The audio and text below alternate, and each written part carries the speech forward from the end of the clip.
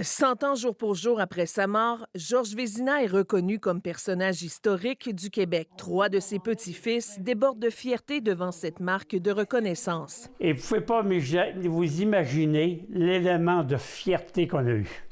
C'est vraiment là, spécial, c'est unique, ça n'arrive pas souvent que dans une famille du Québec, que leur grand-père soit reconnu provincialement personnage historique. Parce qu'il était déjà reconnu au niveau du Saguenay, au niveau du Temple de la Renommée, de la Ligue nationale de hockey, et ça vient terminer le cirque. Moi, les gens me demandent, ils disent, c'est-tu pareil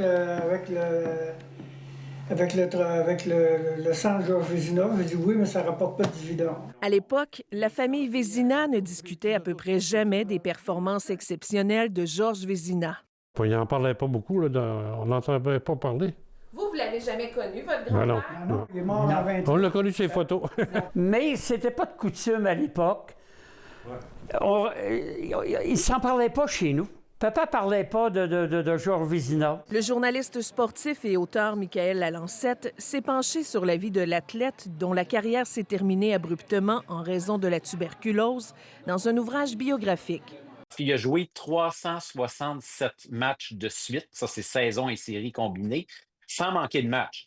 Alors déjà là, il y avait un mythe, Georges Vézina, pas tuable, qui a joué malade, qui a joué avec la réalité de cette époque-là, les retards de train, blessé, il est tout arrivé ou presque. Là, le fait qu'il défendait les filets de façon hyper élégante, dans la plus noble des traditions qu'il soit, c'est-à-dire debout.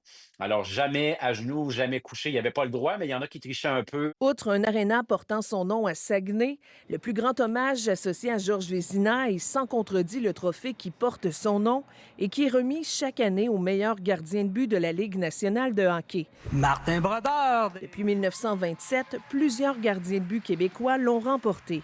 C'est notamment le cas de Martin Brodeur. Je pense que c'est une belle affaire que le gouvernement a décidé de s'impliquer puis de nommer Georges Vézina à cet honneur-là. Je pense que c'est quelque chose de spécial. Pour moi, nécessairement, mon nom est attaché à son nom à travers les trophées, fait que c'est super le fun. Quand je jouais dans ma carrière, j'avais 2 bulldogs chez nous, puis il y en a un qui s'appelait Stanley, puis l'autre s'appelait Vez, pour Vézina.